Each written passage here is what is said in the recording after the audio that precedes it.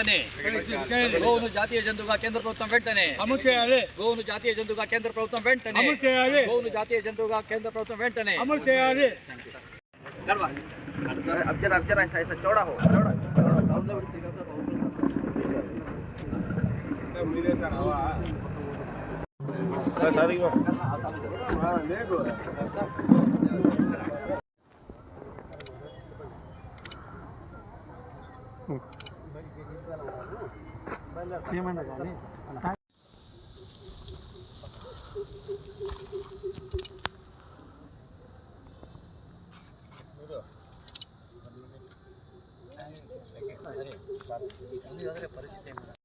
ఈరోజు మనం ఆంధ్రప్రదేశ్ అనంతపురం జిల్లా మరి ఎస్పీ గారి ఆఫీస్ నందు ఉన్నాము.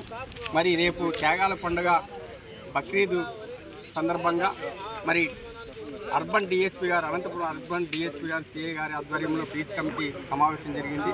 మరి ముఖ్యంగా ఇక్కడ విశ్వ హిందూ పరిషత్కి సంబంధించినటువంటి వ్యక్తులు, అలాగే హిందూ సంస్థలు, ధార్మిక సంస్థలు, అలాగే ముస్లిం సంబంధించినటువంటి పెద్దవారు, మత గురువులు, మరి స్వచ్ఛంద సంస్థ వారంతా కూడా ఇక్కడ వచ్చేసి ముఖ్యంగా ఒకటి నినాదం, ఏదైతే ఆవుని నిషేధం చేసి ఆవు వధ నిషేధం చేసి ఆవుని జాతీయ జంతువుగా ప్రకటించాలనేటువంటిది అంతా కూడా ఒక తీర్మానం చేసినటువంటిది. ఇది కేంద్ర ప్రభుత్వం, రాష్ట్ర ప్రభుత్వం, కేంద్ర ప్రభుత్వం దృష్టికి వెళ్ళి ఖచ్చితంగా ఆవుని జాతీయ జంతువుగా చేయడం అనేటువంటి శుభ పరిణామం. దాంట్లో భాగంగా మరి ఇక్కడికి వచ్చినటువంటి పెద్దలతో ఒకసారి మాట్లాడతాం. సార్ నమస్కారం సార్. మీ పేరు?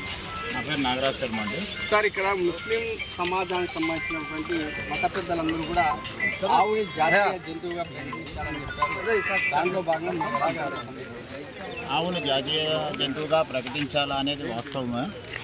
కాకపోతే అనంతపురంలో ఇంతమంది ఉన్నాము, ఇంతమంది ముస్లిం సోదరులు ఉన్నారు, ఇంతమంది హిందూ సోదరులు ఉన్నారు.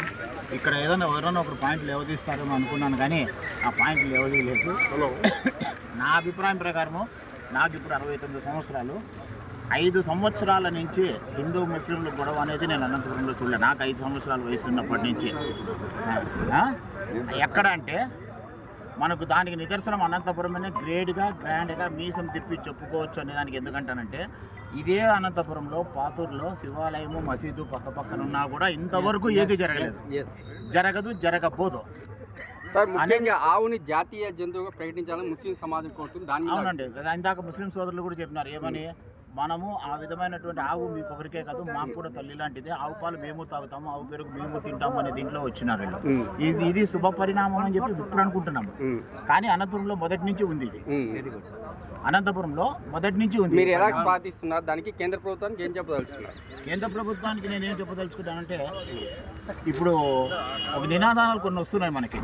ఆ నినాదాలను దగ్గర పెట్టుకున్నా కూడా పక్కనలో మనం ఇంకోటి ఏమంటే, ఇందాక ఎవరో సోదరుడు చెప్పాడు, సోదరుడు ఇంకో మాట చెప్పాడు ఏమని, థర్డ్ పార్టీ ఉంటుంది అని, కొంతమంది బయట వాళ్ళు ఉంటారు అని. బయట వాళ్ళు ఉంటారంటే బయట వాళ్ళు ఎవరు? మన వాళ్ళే కదా.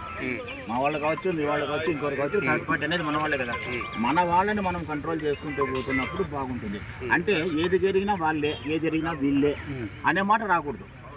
దానిపైన లోతుగా ఆలోచన చేసి ఏ ప్రభుత్వం అన్నా కానీ చర్య తీసుకుంటే బాగుంటుంది. ఏ చిన్న పొరపాటు జరిగినా వాళ్ళే అంటారు, లేదంటే మన వాళ్ళని అంటారు. నా పేరు మొహమ్మద్ అంగడి ఇషాక్. ఇప్పుడు ముస్లిం సమాజం అంతా కూడా ఆవుని జాతీయ జంతువుగా ప్రకటించాలని కోరుతున్నారు. దాని మీద అల్టిమేట్గా ప్రతి ఒక్కరూ ఏకాభిప్రాయంగా ఆవు గోమాతని జాతీయ జంతువుగా ప్రకటించాలని అందరూ హిందూ ముస్లిం సోదరులు అందరూ ముక్తకంఠంతో కోరుతుండే కోరికనే. నా జాతీయ జంతువుగా ప్రకటించే ఈ మరీ గోవధలు ఇవన్నీ ఏముండవు.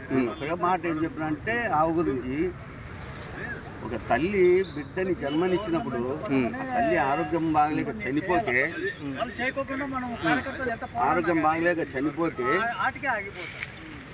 ఆ పసిబిడ్డని పెంచి పోషించాలంటే పాలు అవసరం. అందరూ డబ్బా పాలు పట్టలేరు కదా.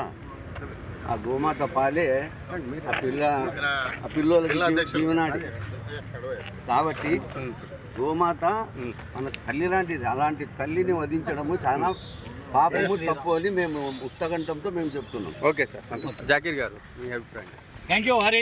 ఏదైతే మీడియా మిత్రులు వచ్చారు మీ అందరికీ నమస్తే. వాస్తవం చెప్పాలంటే గోవు మీకే కాదు మాకు మాతే ఖచ్చితంగా హిందూ మనోభావాలు కాదు మా మనోభావాలు కూడా గోమాతతో లింక్ అయి ఉన్నాయి కాబట్టి సో మేము ఒక ఉద్యమాన్ని తీసుకోబోతున్నాము. ముస్లింలని కాదు హిందూ ముస్లిం క్రిస్టియన్ సిక్ ఇసాయి అంత అన్నదమ్ములు అనేటువంటి ఆలోచన విధానం కలిగిన మాకు గోమాత మాకు మాతే మా మనోభావాలు హిందూ మనోభావాలు దెబ్బతిన్నట్టే మా మనోభావాలు దెబ్బతిన్నట్లే. సారే జహాన్ సే అచ్చా హిందుస్థాన్ హమారా అన్నాను కాబట్టి ఖచ్చితంగా భారతదేశం నా మాతృభూమి, భారతీయులందరూ నా సహోదరులే అనేటటువంటి కాన్సెప్ట్తో మేము ఉన్నాం కాబట్టి గోమాతను రక్షించుకోవాల్సిన బాధ్యత ప్రతి ఒక్క భారతీయుని మీద ఉంది. కేవలం హిందువులది మాత్రమే కాదని తెలియజేసుకుంటూ ఈ రోజు నుంచి సో దానికి ప్రత్యేకమైనటువంటి నినాదాన్ని మేము ఇవ్వబోతున్నాం. హిందూ ముస్లింల ఐక్యత గోమాతను జాతీయ జంతువుగా ప్రకటించుకుంటాం. సో ఈ కార్యక్రమానికి సో విశ్వ హిందూ పరిషత్ సోదరులు జిల్లా అధ్యక్షులు మీరు ఎవరండి? తాళంకి వెంకటరత్నం గారు, అదేవిధంగా సోదరుడు జిల్లా గోరక్షక సమితి నుంచి సోమశేఖర్ గారు వచ్చారు. వీళ్ళకు ప్రత్యేకమైనటువంటి ధన్యవాదాలతో మీ అభిప్రాయం చెప్పండి సార్. వారు ముస్లిం సమాజం అంతా కూడా జాతీయ జంతువుగా ఆవుని ప్రకటించాలని చెప్తున్నారు. ఆవుని దూడని దాన్ని ఉద్యమంగా తీసుకుంటాము, కేంద్ర ప్రభుత్వం దృష్టి తీసుకోవాలంటున్నారు. ఎలాంటే విశ్వ హిందూ పరిషత్ అనేటువంటి బీజేపీ మాతృ సంస్థ, మీరు ఏ విధంగా ఇది మీరు కేంద్ర ప్రభుత్వం దృష్టి తీసుకెళ్ళగలరు? మేము హైందవ సంకారము జనవరి 6వ తారీఖు 2005న హైందవ సంకారం జరిగినది. ఇది 2005. దాని సందర్భంగా విజయవాడలో గోరక్ష కిందను మరియు దేవాలయాలకు ఈ రెండింటికి సంబంధించి అక్కడ చేసినాము. దానిలో అక్కడ 5 లక్షల మంది అందరూ కలిశారు. ఇప్పుడు కూడా మేము హైకోర్టులో నుంచి తెలిపినాము, గోరక్ష కింద దేవాలయాల కింద కోరినాము. వాళ్ళు వచ్చేసి ఒక్కొక్క రాష్ట్రం ఒక్కొక్క పరిధిలో ఒక్కొక్క న్యాయము చెప్తున్నారు. ఈ పరిధిలో కేంద్రం కూడా ఏమీ జోక్యం చేసుకోకుండా సుప్రీంకోర్టుకే వదిలేసినారు. సుప్రీంకోర్టు కూడా హైకోర్టులను సలహా తీసుకుంటే వాళ్ళు వివిధ న్యాయరీతిగా చూస్తున్నారు. అప్పుడు ఏం చేసినారంటే హైకోర్టుల పరిధి నుంచి తీసేసినారు టెంపుల్స్ది ఇది. అది సుప్రీంకోర్టే ఇప్పుడు డీల్ చేస్తున్నది.